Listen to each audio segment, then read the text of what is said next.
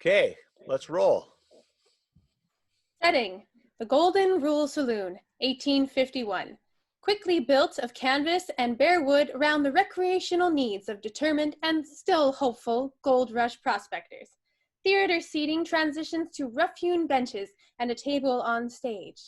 As the audience enters, the cast leads singing, with the audience joining in as they drink and snack. Welcome to the Golden Rule. Spend your gold, that's the rule. Come in, find a seat, and have a drink. Taffeta, 2 beers right over here. Oh no, you want whiskey? Well, did you bring your gold tonight? A pinch of pop for the best liquor this side of the Sierra. No gold. Oh, no booze? God help us, Mormons. Ben signals the sheriff, who comes over to make sure the guests understand the rules. Taffeta intercepts and gives the audience 2 drinks from the tray she carries. Welcome, and these are on the house. Hey!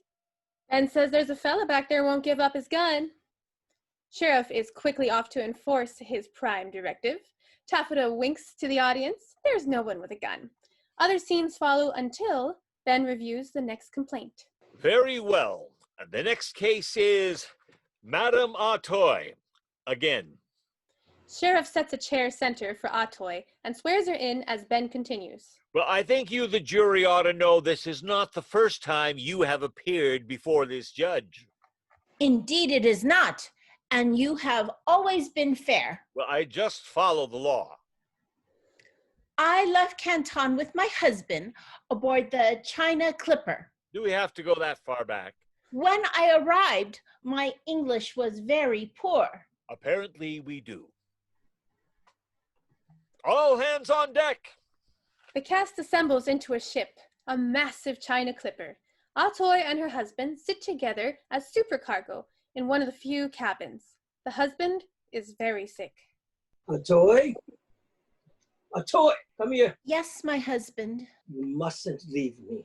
No, my husband. Good. We'll be in California soon, and I'll be better. Of course. No more war. No more worries about money. No more worries at all. Is it true? There's a mountain of gold. You will have everything you deserve, things I cannot give you at home. Yes, my husband. The moon is full. Good sign. And once we are rich, we will return to Canton. We have responsibility there. Yes, my husband. Play for me. I will rest. Atoy sings and plays her husband a melody from home on her liuchin. Song, Homesick.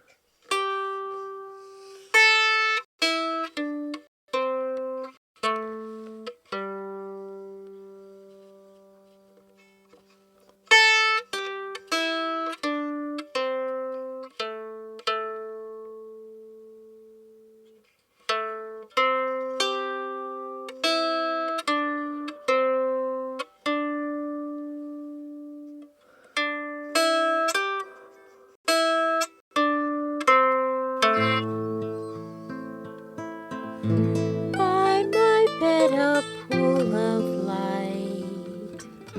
Is it frost upon the ground? Looking up I see the moon. In homesickness I am drowned.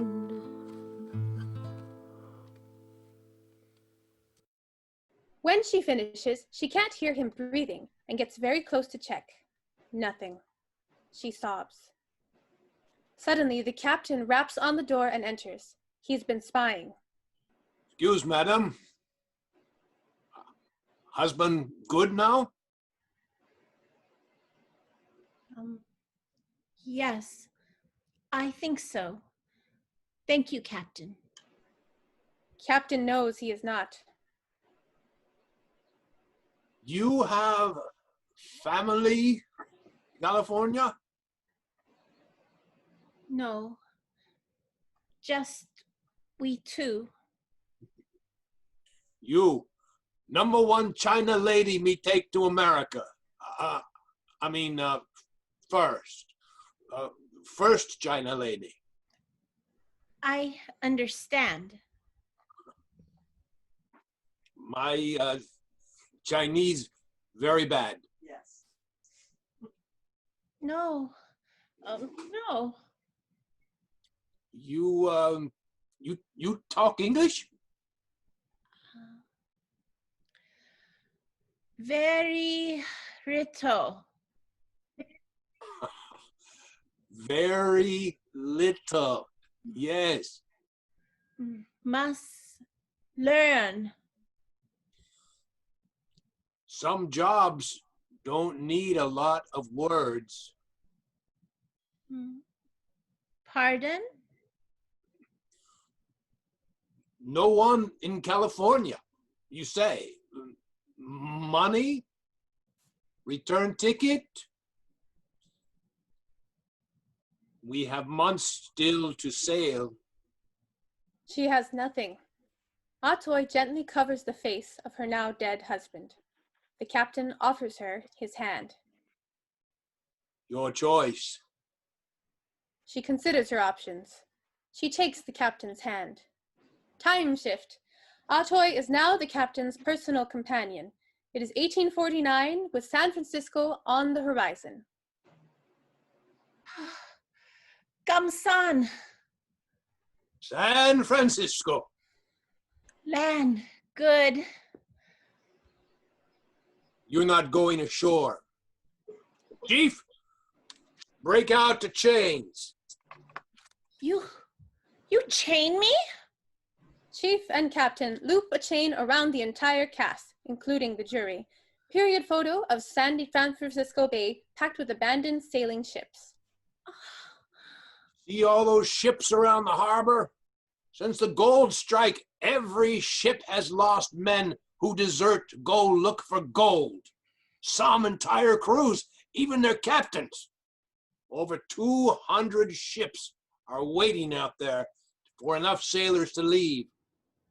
Well, that will not be my fate.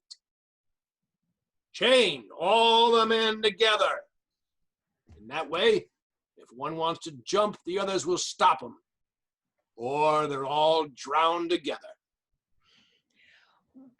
Where husband body?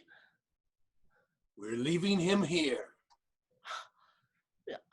Should go home. Bury. He doesn't have a ticket. I take. You don't have a ticket either. Why keep? Find wife. I already have a wife. When we get back to China, I'm sure I can find a good buyer for you. Atoy's desperation grows. Bundling under blankets against the cold, she sits numbly watching the San Francisco loading as the crew bustles. Time shift. Off and reloading is complete. Prepare to depart. Men are unchanged now, scurrying to get the ship underway. The captain indicates the last freight on shore. Say goodbye to your husband, my dear. It's a better coffin than he deserved.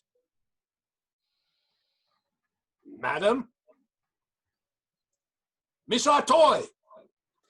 The captain grabs her roughly by the shoulder, but the coat falls off and he sees it is Atoy's husband's body. Captain whirls searching and then hears Atoy from shore. Chase and lose men. Or goodbye. Your choice.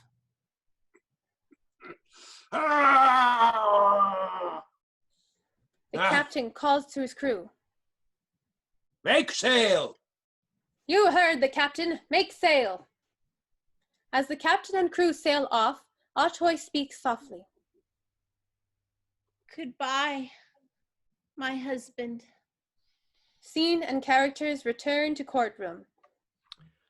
My understanding is that you declined to join the associations operating in the Chinese community, and the first time we saw you in court was shortly thereafter. Trial number 1. Chinese businessman and community leader Ah Sing reads, translating a document written in Chinese. We, the Chinatown leaders, have received a letter from the husband of our toy. He explains his wife has ran away and he wants her returned to him for punishment. In the meantime, we will keep her in our care and working until she can be sent back. Well, obviously, I can't read the letter myself, so I ask you, is this true? Clearly, she is speechless to be discovered. I can escort her for you. Yeah, hold it. Hold it. You have nothing to say? Now may be your only chance. Furious, Ah Toy steels herself to respond. Ben mistakes this for acquiescence and waves Ah Sing to continue. But the instant Ah Sing touches her, Ah Toy startles everyone in the room. No, 冇逗我，你乜都唔知啊！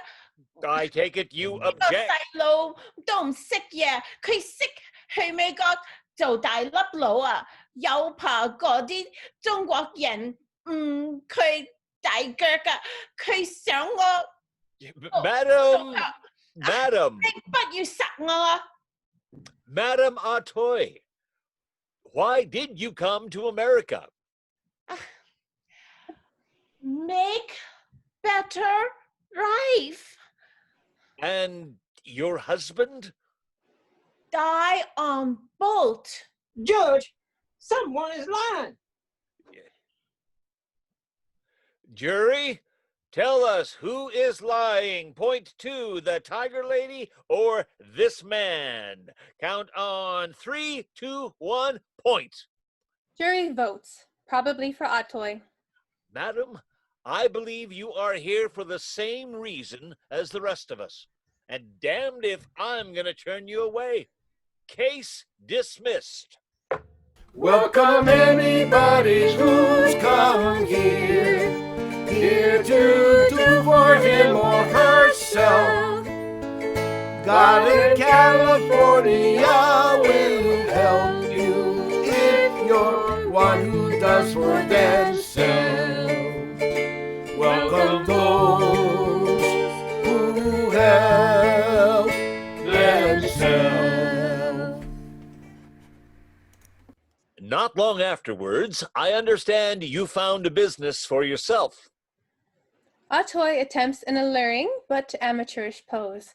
Her big bodyguard announces. 1 pinch of gold, 1 peak, 1 pinch, 1 peak. Bodyguard holds out a bowl and a prospector eagerly pinches out some gold.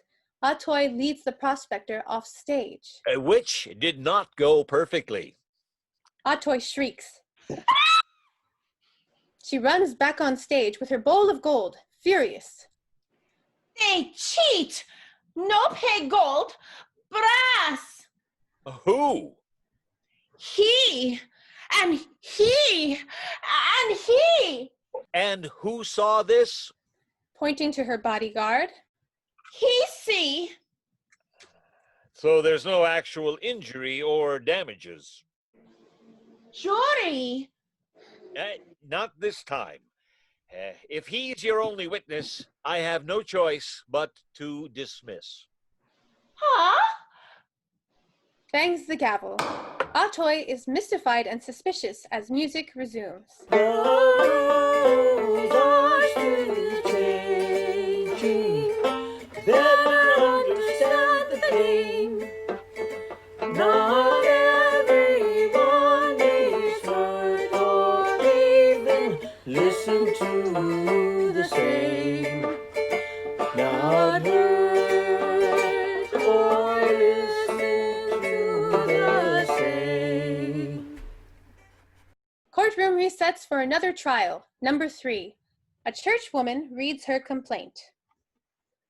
We assert that the Madam Atoy runs a disorderly house, often entailing long lines of gentlemen queued from her door down the street and scandalizing the good nature of our Christian neighborhood. We think she should be whipped and deported. In Jesus' name. This is just business. And as it happens, a disorderly house is not at present illegal in the open-minded community of California. May it ever be so. A jury says you vote for the lady or Ms. Atoy. 3, 2, 1, vote. Find for the defendant. Case dismissed. Damn near anything you want, you can find it right here. It's a sanctuary state, can be terrible or great with everything you fear. It's a state for everything you fear. Courtroom resets. Atoy enters as plaintiff, limping and with a bandaged face. Madam, are you all right? I am not. John Clark, he beat me. Oh, I heard about this. I told he was my boyfriend and he beat me. He can't say that. I got a wife, Your Honor. Did I tell truth? I suppose. Hmm? I ain't paying her nothing. No money. I want you apologize. What? You apologize. Jury. Go ahead. 3, 2, 1, vote. Jury votes. Depending on decision, Clark complies and Ben explains. Madam, I have never known you to be anything but truthful and honest. Within the parameters of California, anyway. There are rules of the law that limit what I can and cannot do.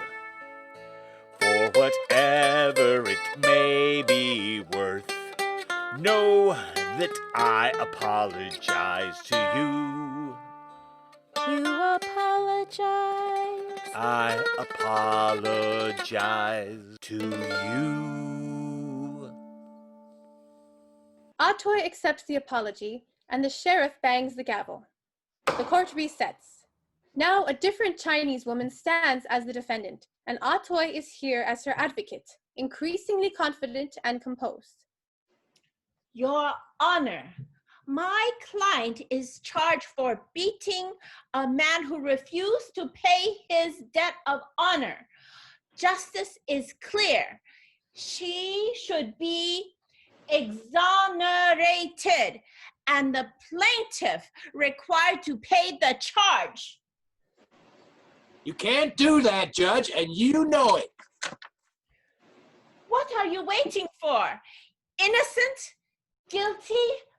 Jury. That's justice. But it's not the law.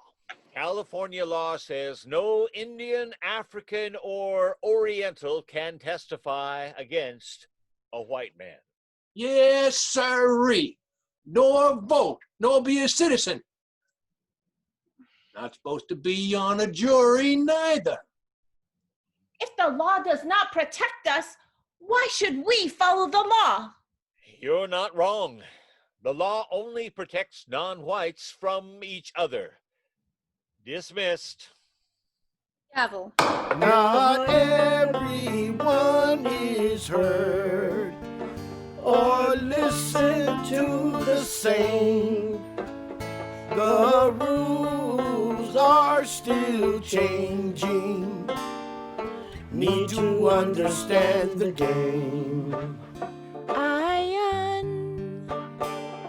understand The game. Reset for trial number 6, and Asing is the defendant again. Atoy is the plaintiff with growing confidence. This bad man you know, he is coming to every woman working in Chinatown with a tax. He say they have to pay. Guilty. Is this true? It's a tax for help to keep everyone safe. So you will protect us? Yes, protection. Wait, no. Aha! Mr. Ah Sing, you Huh? cannot sell protection from yourself. That's what we call extortion. And even here in the Wild West, that is against the law. Jury, which side are you on? 3, 2, 1, vote. Jury votes against the crook. Ben addresses the jury and audience. Very well. Now, as you all have so far declined to pay for a jail, Camp Justice has limited options. What'll it be? Hanging, whipping, or banishment? That one. Well, so be it. A $200 fine, and you are no longer welcome here. Gavel. Atoy is vindicated and Ossing slinks off. There's rules of the law that limit what I can and can't do. But every now and then a little justice can slip through. Justice can slip through. Madam Atoy, though you are victorious today, the times are changing. Anti-prostitution laws are here, and it's only a matter of time before the young ladies we helped today will be looking for some different work. I know this. California is growing up. You might consider Nevada, though. Last reset as trial number 7. The charge is keeping a disorderly house. Your Honor, that is not possible. My house is very clean. Well, you know we're talking about I see. The fine is $20. Bangs the gavel. Welcome those who help themselves. The law says I'm supposed to lock you up. Can't you find some different business? I did. Mark my words, the days of the San Francisco madam are... Pardon? My girls don't do that anymore. Neither do I. Well, now I feel foolish. But what business are you in, if I may inquire? Oh, they are laundry girls now. Something they already know how to do. You know how we have to wash the... I don't want to know. Wash, fold, starch, so when they get too fat. I'll bet you earn a whole nother fortune. What do your people call this? A gold mountain. Gamsan. When I came, I could not afford to go anywhere else. Now I have a choice. I'm going back to China. Well, you made yourself a place here. No man deserves it more than you. Now I'm going home. Atoy takes her leave and Ben bows gentlemanly. Additional character scenes to the end. The real Atoy eventually did return to California and settled in San Jose and lived till 1928, 2 weeks short of 100 years old. And that's the end of this excerpt.